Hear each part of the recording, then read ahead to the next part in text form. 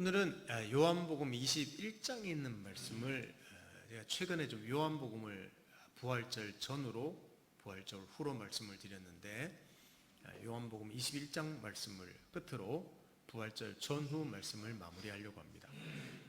제목은 와서 아침을 먹어라. 요한복음 21장 1절에서 17절까지의 말씀입니다.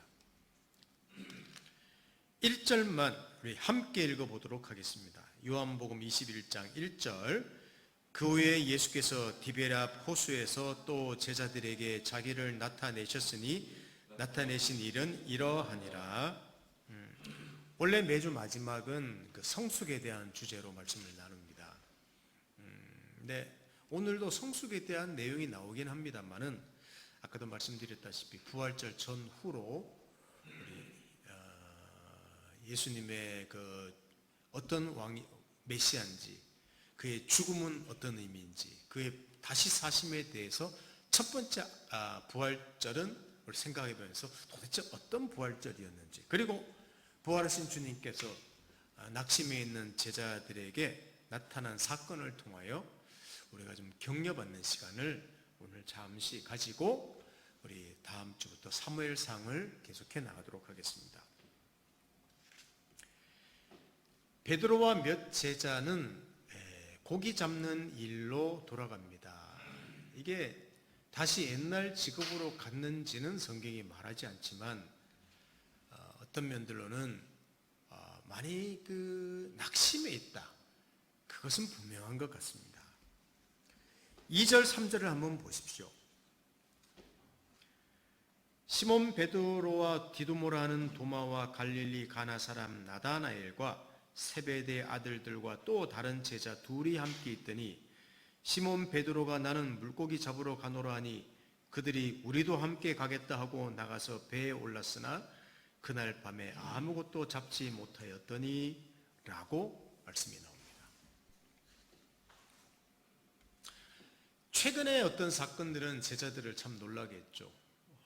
그렇게 믿고 따랐던 예수께서 십자가의 형틀에서 죽는 사건, 몹시 당황스러웠습니다. 더 당황스러웠던 것은 그 죽었던 예수께서 사흘 만에 다시 살아서 자기들 앞에 나타나셨다는 사건. 문제는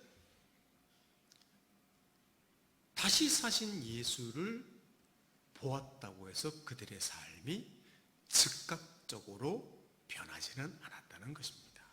이게 성경의 기록입니다. 시간이 필요한 것 같습니다. 지금 제자들은 고기 잡으러 갑니다. 근데 고기잡이 할 때 실패했습니다. 물론 못 잡을 때도 있죠. 근데 이 사람들은 베테랑 어부입니다. 날이 새어가는 아직 어두울 때에는 그 바다 근교에서 잡는 거기 때문에 저 멀리에서 한 사람이 자기들을 향해서 소리를 칩니다. 얘들아, 잘 있었니? 한 마리도 못 잡았나 보다. 어떻게 파리가 많든? 이렇게 묻습니다. 그물을 배 오른편에 던져봐. 데자뷰? 과거의 어떤 이 똑같은 비슷한 상황이 과거의 상황, 그 데자뷰라고 하죠. 떠오르는 것 같습니다.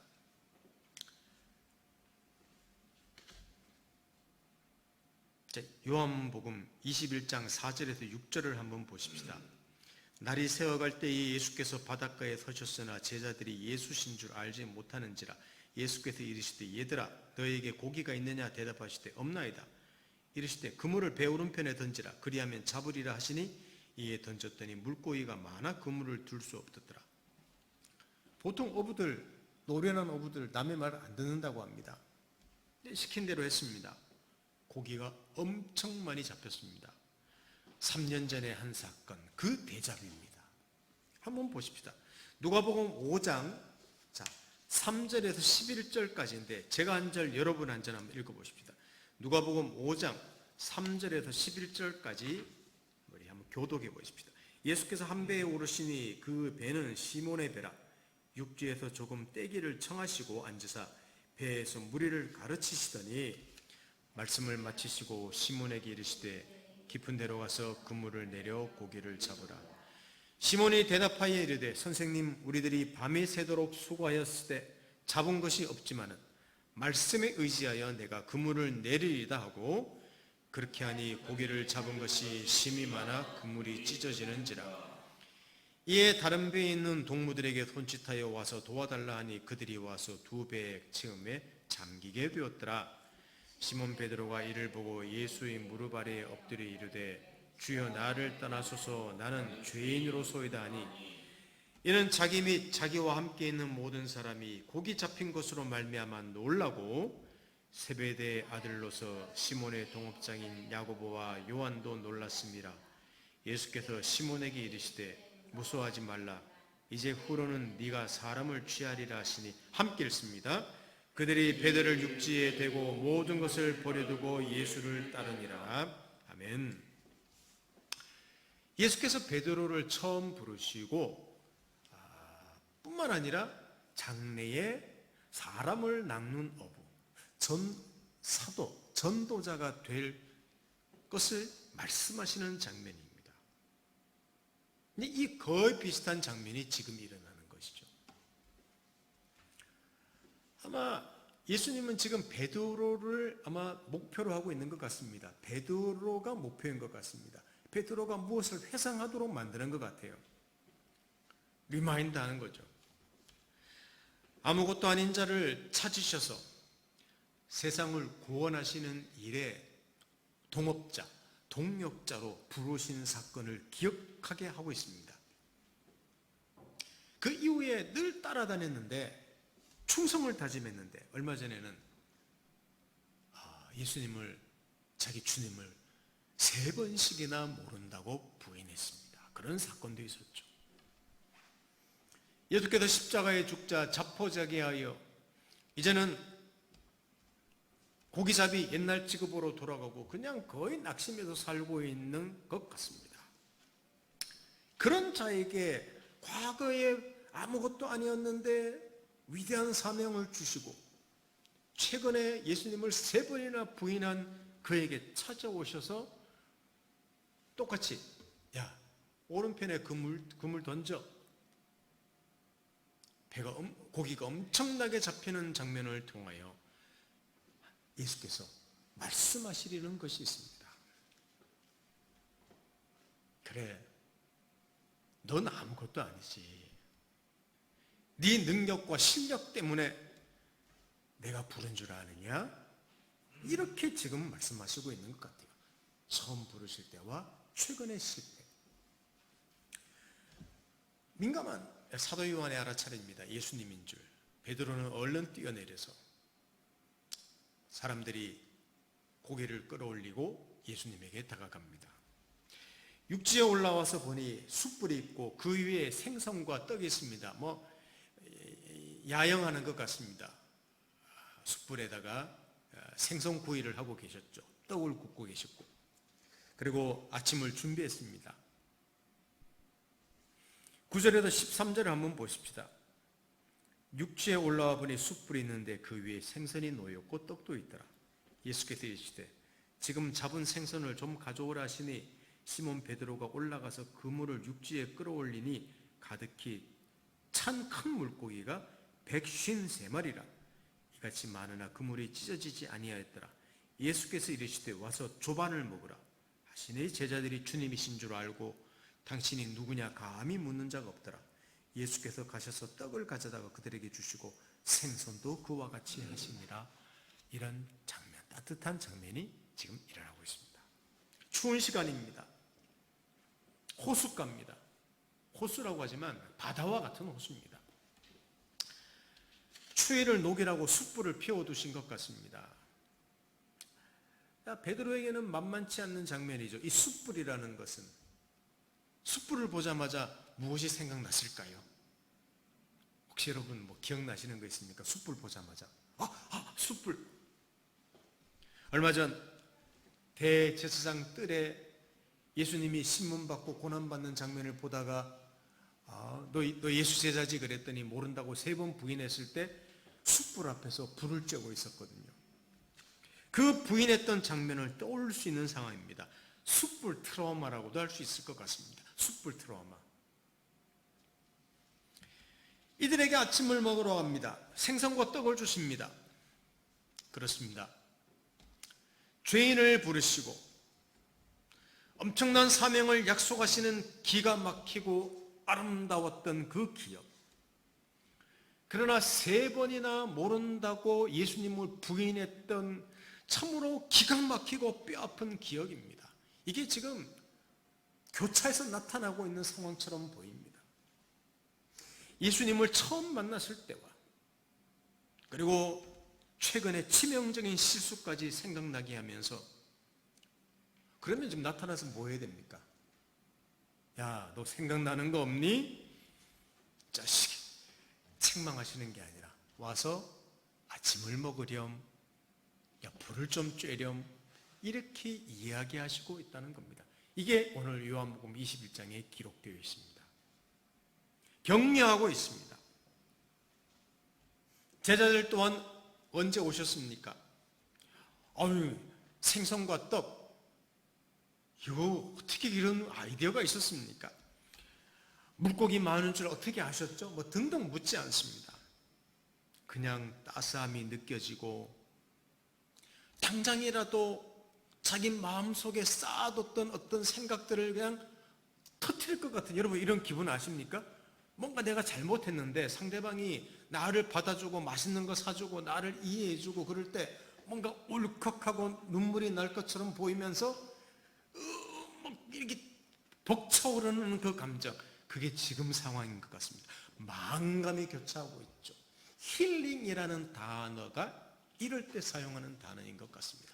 뭔가 자기를 누르고 있던 그 감정들, 경험들, 실패들, 무지함들, 이것들이 활화산처럼 이렇게 폭파하기 일보 직전 아마 그 상황이 지금 일어나고 있는 상황입니다. 식사 후에 예수님이 베드로에게 질문합니다. 그게 오늘 중요한 내용입니다. 15에서 17절을 보십시오.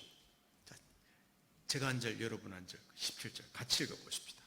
그들이 조밥 먹은 후에 예수께서 시몬 베드로에게 이르시되 요한의 아들 시몬아, 네가 이 사람보다 나를 더 사랑하느냐 하시니 이르되 주님 그러하나이다. 내가 주님을 사랑하는 줄 주님께서 아시나이다. 이르시되 내 어린 양을 먹이라 하시고 또 두 번째 이르시되 요한의 아들 시몬아, 네가 나를 사랑하느냐 하시니 이르되 주님 그러하나이다. 내가 주님을 사랑하는 줄 주님께서 아시나이다. 이르시되 내 양을 치라 하시고, 함께 읽습니다. 세 번째 이르시되 요한의 아들 시몬아, 네가 나를 사랑하느냐 하시니 주께서 세 번째 내가 나를 사랑하느냐 하심으로 베드로가 근심하여 이르되 주님 모든 것을 아시오매 내가 주님을 사랑하는 줄을 주님께서 아시나이다. 예수께서 이르시되 내 양을 먹이라. 우리 유명한 이 세 번의 예수님의 네가 나를 사랑하느냐 질문 나오는 이 유명한 장면이 나옵니다. 베드로가 과거에 호언장담했던 내용을 한번 보십시다. 자, 마태복음 26장 33절, 마태복음 26장 33절, 베드로가 대답하여 이르되 모두 주를 버릴지라도 나는 결코 버리지 않겠나이다. 이렇게 말했던 적이 있습니다. 이게 베드로입니다. 열정적이었죠. 물론 실패했습니다. 지금 예수님은 이 과거의 이 고백, 호언장담하는 이 고백을 떠올리게 하는 모양새입니다. 얼마 전에 3번 부인했으니까 3번 묻는 모양새입니다. 좀 분위기는 그런 분위기예요. 너 이 사람들보다 나를 더 사랑해서 절대 안 버린다고, 너 호언장담했지? 너 항상 말은 잘하지. 그렇다면 지금 나를 사랑하느니? 이 사람들보다 나를 더 사랑해? 이렇게 묻고 있습니다. 이걸 3번이나 물은 거예요. 어쩌면 3번 부인한 일을 3번 질문해서 그를 회복시켜 주려는, 새롭게 하시려는, 힐링하시려는 예수님의 그 좀 재밌죠? 유머 같지 않습니까? 재밌는 그 질문을 좀 하신 것입니다. 베드로가 예, 주님을 사랑합니다 라고 대답하지 않고 제가 주님을 사랑하는 줄 주님께서 아십니다. 자기 열정과 자기 그 충성 내세우지 않습니다. 우리 그렇다고 여러분, 과거에 베드로가 이렇게 호언장담했다고 실패했다고 그를 무시하지는 마십시다. 사실 저는 그렇게 생각해요. 과거에 그렇게 고백했던 것도 저는 베드로의 진심이었다고 생각합니다. 단지 수준이 안 되었기 때문에 그 고백은 진심이었지만 수준이 안 되었던 것이죠. 그렇게 이해하십시다. 거짓은 아니니까. 지금 사랑한다는 고백도 진짜입니다. 또 실패할 수 있습니다. 그러나 거기서 또 시작합니다.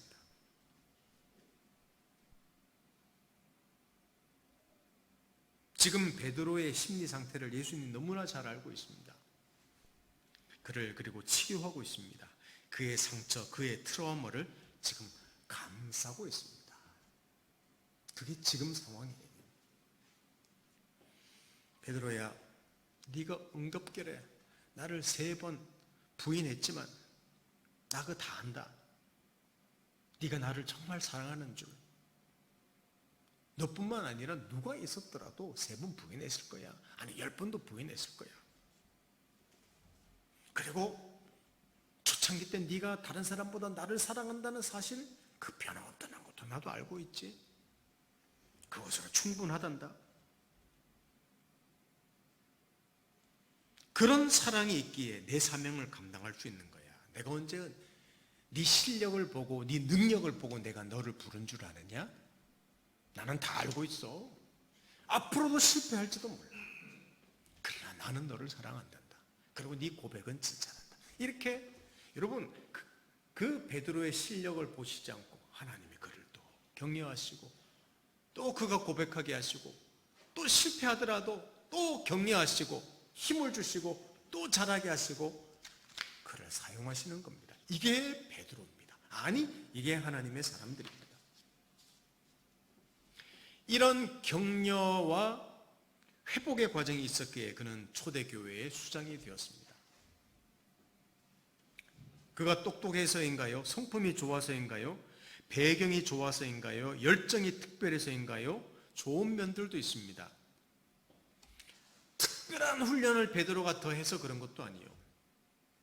제대로 알아듣지도 못하기도 하고 많이 실패하지만 저는 그렇게 생각해요. 많이 경험하고 많이 고백하고 그러나 많이 실패했더라도 또 하나님의 은혜를 경험하면서 베드로는 위대한 사람으로 성숙해 갔다는 겁니다. 그래서 오늘 부활절 이후에 어떤 한 장면을 같이 이제 부활절에 대한 메시지를 마무리 지으면서 한달 동안에 제가 성숙에 대한 주제를 마지막 하는 주간인데 성숙이라는 주제가 다는 아니지만 성숙이란 무엇인가? 뭐 어떤 프로그램에 나를 넣었더니 성숙해 가더라. 그게 아니라는 거죠. 한편으로는 우리 인생은 우리 인간은 그런 존재가 아니라는 겁니다. 경험하고 고백하고 그러나 또 실패하고 그 하나님의 사랑과 은혜를 더 받으면서 또 자라나가고 이게 우리네 인생이라고 저는 생각합니다. 사랑하는 성도 여러분, 모든 경험은 참으로 소중합니다. 지식을 많이 배우는 시간이 필요합니다. 지식은 소중합니다. 어떤 사람들은 지식 이야기하면 너무 이론적인 사람이 된다고 생각해요. 아니에요. 지식 많이 소유해야 됩니다. 배워야 됩니다. 경험하면서 깊이 배우는 시간도 필요합니다. 경험이라는 것은 굉장히 그래서 소중한 거예요. 저도 과거에도 큰 사회가 아니었지만 사람들 돕고 일주일 내내 사람들 만나면서 뭔가 부지런히 산 것처럼 보이지만 또 몇 년 동안에 아주 낮아지는 분을 경험하면서 또 배우는 것들도 있습니다. 이거 실패가 아니라 배우고 있는 과정이라고 저는 생각합니다. 얕은 신앙 고백도 중요합니다. 수준이 그런데 어쩔 수 없지요.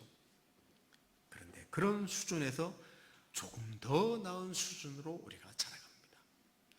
여러분, 얕은 신앙 고백 중요합니다. 실수하고 실패하는 시간도 있습니다. 사실 그 시간은 우리 인생에서 정말 바꿀 수 없는, 너무너무 힘든 기억이지만 바꿀 수 없는 그런 배우는 시간입니다. 힘들고 후회되고 분노하기도 하는 시간이지만 어쩌면 이런 시간이 진짜 배우는 시간입니다. 고난의 시간도 있습니다. 원하지 않는 질병과 사고, 사건 등을 겪으면서 깊은 터널을 지나는 것처럼 지내기도 합니다. 근데 거기서도 배워요.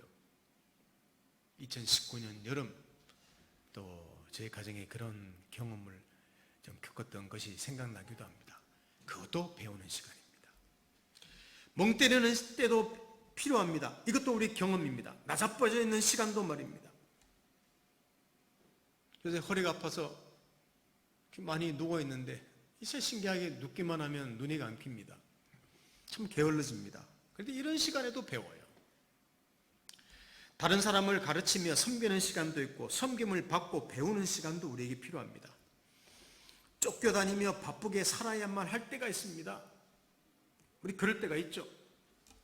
그러나 늘 바쁘다고 좋은 것만은 아닙니다. 반드시 여유가 필요합니다. 살아가는 속도, 내가 진행해나가는 속도를 낮추어야 할 때가, 확 낮추어야 할 때가 필요합니다. 이게 우리의 경험이 되어야 합니다. 오늘 본문 나오는 것처럼 우리가 가진 부정적인 경험, 실수와 실패들, 여러 트라우마를 직면해서 치료하는 시간, 우리 인생에 굉장히 소중합니다. 그것들이 자신을 누르거든요. 쉽게 이야기하지만 오늘 그러면 예수님이 나타나서 베드로를 그렇게 한번 먹을 거 주면서 치료했다고 한 방에 치료됐느냐? 저는 아니라고 생각해요. 또 실패하는, 또 나타나셔서 주님께서 격려해 주시고 과거 떠오르게 하시고 또 그를 굴복하게 하시고 이런 수많은 과정이 그로 하여금 성숙하게 만들어 간다는 사실입니다. 저도 그 과거의 그 경험들, 오랜 그 경험, 그게 저한테 트라우마로 남아서, 아니 어릴 때에 있는 그 트라우마도 있습니다. 수년간 참 그것을 많이 회복하는 과정이 있습니다. 사랑하는 성도 여러분, 하나님께서 어떤 방법으로 감싸실지 모릅니다. 우리를 찾아오기도 하시고 또 우리가 주변의 도움을 받게도 하시고 하나님 앞에서 또 필요하면 사람들 앞에서 자기 생각을 나누면서 서로를 이해하고 공감하고 격려하는 기회를 가질 필요가 있습니다. 그런 기회가 필요해요. 내 속에 있는 생각들을 마음껏 이야기하면서 우리 회복될 시간이 우리에게 필요한 것이죠. 하나님 앞에서도 기도하면서 그런 시간이 필요합니다. 하나님은 그런 시간을 만드십니다. 우리가 주일 예배 마치고 함께 점심 식사하고 원두커피 한잔 하면서 이것저것 이야기들을 많이 잡담처럼 여기지만 이것저것 이야기를 많이 나누지 않습니까? 저는 그런 시간 소중하다고 생각합니다. 우리 인생에도 굉장히 예배 드리는 시간, 그 시간만큼 소중하다고 저는 생각해요. 왜냐하면 그런 시간들이 하나님께서 우리를 감싸고 우리 속을 치료하시고 회복시키고 우리를 어루만지는 시간이라고 저는 생각하기 때문입니다. 오늘 설교 제목, 아니 주님께서 제자들에게 하신 말씀이 확 와닿습니다. 오늘 설교 제목이 뭐죠? 와서 아침을 먹어라. 얼마나 설교 제목 좋습니까? 이 말씀 성경에 있는 여러 구절들 중에 참 좋은 구절들 중에 하나입니다. 얼마 전 제 선교사로 있는 친구가 코로나 걸렸어요. 근데 그 부인이 캐나다로 갔기 때문에 혼자 있으면서 또 코로나 걸리니까 격리하면서 집에서 혼자 밥해 먹는다고 힘들었답니다. 근데 제가 우연히 전화를 했더니 그 사실을 알게 되었습니다. 약속을 했죠. 너 격리 해제되면 내가 한번 점심 사주러 갈게. 그랬는데 허리도 아프지, 서울까지 가려고 하니까 막막하지. 또 생각해 보십시오. 밥 잠깐 먹으러 그 몇 시간을 제가 왔다 갔다 해야 되니까 제가 제일 잘 못하는 것 중에 하나거든요.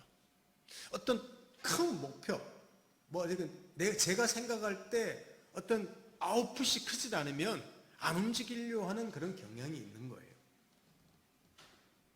단순히 가서 얼굴 보고 한번 5분 만나고 오는 것, 그것을 위해서 내가 3시간을 투자한다? 그 안 하려고 하는 경향이 저한테 있습니다. 근데 그냥 갔습니다.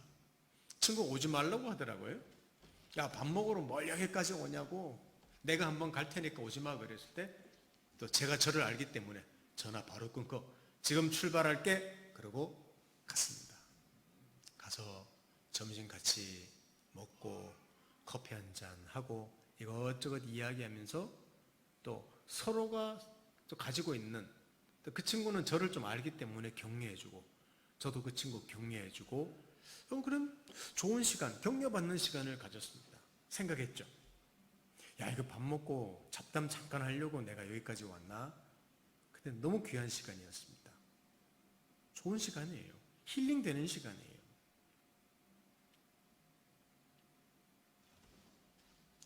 그 밥 먹는 것, 같이 모여서 이렇게 밥 먹고 간식 먹고 차 한잔하고 잡담하고 격려하고 그 사람 이야기를 들어주고 너무 소중한 시간이라는 사실을 우리가 알면 좋겠습니다. 사랑하는 성도 여러분, 지금 우리의 수준이 별것 아니라고 생각됩니까? 그 수준에서 우리 시작하십시다. 너무 크게 생각하지 말고 멋지게 보일 필요 없습니다. 흉내낼 필요 없습니다. 또 배우게 됩니다. 실패도 하고 수준도 드러나게 될 것입니다. 거기서 또 시작하면 됩니다. 물론 수준이 형편없는 것, 실수하는 것이 인간이라고 하면서 사실 아무것도 안 하고 하나님이 알아서 하시겠지? 절대 되지 않습니다. 최선을 다해야 됩니다. 실패하더라도 최선을 다해야 됩니다. 우리 수준이 형편없더라도 우리를 찾아와 따뜻하게 불을 쬐라고 하시고 떡과 물고기를 주시는 하나님의 그 주님의 사랑과 열심이 있기에 우리에게 소망이 있습니다. 그래서 우리는 두려워할 필요가 없는 거예요. 그게 제가 하고 싶은 이야기입니다. 예수님이 이랬겠습니까? 야, 내가 먹으라고 아침에 가서 조밥 먹으라고 했다고 지금 밥이 목구멍으로 넘어가니? 그렇게 말씀하시지 않는다는 겁니다. 책망은 필요합니다. 그러나 예수님은 그들에게 책망할 때가 아니라는 사실을 아셨기 때문에 많이 격려하신 것이죠. 무슨 말인가 하면 우리보다 우리를 더 잘하시는 하나님이라는 겁니다. 우리는 자신을 향해, 주변 사람들을 향해 답답해하고 분노하고 조급해할지라도 주님께서는 우리를 향해 조급해하시지 않습니다. 그게 우리와 다른 시간 개념으로 또 그런 감정으로 우리를 대하시는 것이죠. 우리 인생을 너무 조급하게 생각하지 맙시다. 너무 조급하게 생각하지 맙시다. 이때까지 조급하게 산다고 이루은 건 뭐가 있습니까? 어떤 건 이루었는데 어떤 건 다 잃어버렸어요. 조급하게 생각하지 맙시다. 우리 실패에 너무 연연하지도 맙시다. 우리 연약함에 너무 실망하지도 맙시다. 다른 사람과 비교해서 힘들어하지도 맙시다. 우리보다 우리를 더 잘하시는 하나님, 우리의 경험과 실패와 약점을 넘어서 일하시는 하나님, 우리에게 아들을 보내면서까지 고집스럽게 사랑하시는 하나님이 우리 하나님이심을 알기에 지금 우리가 하는 일, 우리가 하고 있을지도 모르는 실수, 또 우리가 가진 강점과 약점을 마음껏 펼칠 수가 있는 겁니다. 여러분, 우리가 최선을 다해서 이것저것 선택하고 다 할 수 있고 내 약점이 있더라도 또 실패할지 모르더라도 다 할 수 있는 것, 왜 그런 줄 아시죠? 나보다 나를 더 잘하시는 분, 내가 하는 것 내 생각보다 더 넘어서 일하시는 분이 계시기 때문에 우리는 겁없이 살 수가 있는 거예요. 그게 우리 그리스도인의 삶이 되어야 된다는 겁니다. 지금 말은 이렇게 하지만 저 그렇게 잘 못 살거든요. 소심한 사람이거든요. 나이가 들수록 더 소심해집니다. 지금까지 뭐하고 살았나 생각하기도 합니다. 자꾸 제가 못한 것만 생각나기도 합니다. 그게 요새 이제 올해 한 달 정도 있으면 제가 환갑이래요. 60살 동안에 뭐 했나 생각이 들면서 자꾸 부정적인 생각이 저를 뒤에서 잡아당기는 것이 정말 솔직한 제 심정입니다. 그러나 오늘 말씀 준비하면서 또 다시 용기를 냅니다. 하나님이 어떻게 내가 하는 모든 일들을 넘어서 일하시는가 제가 생각해 봤습니다. 이게 하나님의 일하심이더라고요. 가족이 있습니다. 그러니까 저를 응원해 주는 가족이 있다는 말이죠. 함께 밥 먹을 친구도 있습니다. 후원해 주고 기도해 주는 분들이 여러 분 계십니다.